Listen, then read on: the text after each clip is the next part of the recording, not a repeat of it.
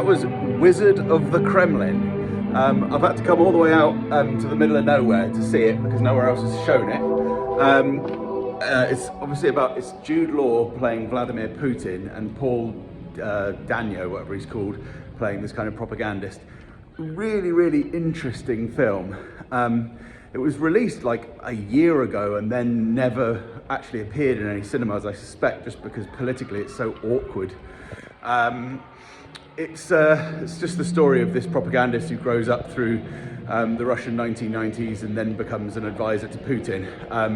It's largely fictionalized, but there's a hell of a lot of detail in there. It's a really interesting... I don't know if I hugely enjoyed it. It was very rich.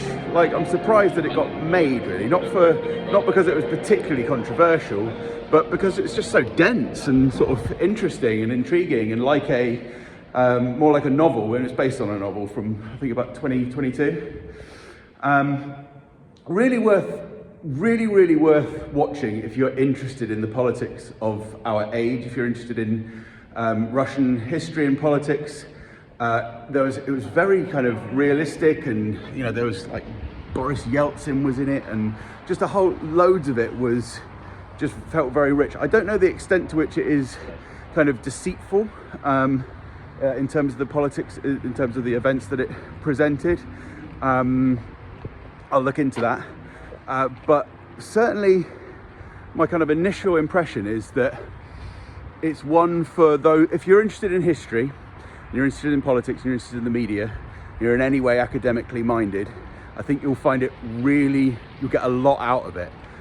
Was it that entertaining? The main character, the Paul Dano, is that how I pronounce his name? He's kind of cool, but not very kind of, he's not necessarily that engaging. He's just a bit of a weirdo. So he doesn't really quite carry the film, I suppose. So like the emotional stakes are not great, I wouldn't say.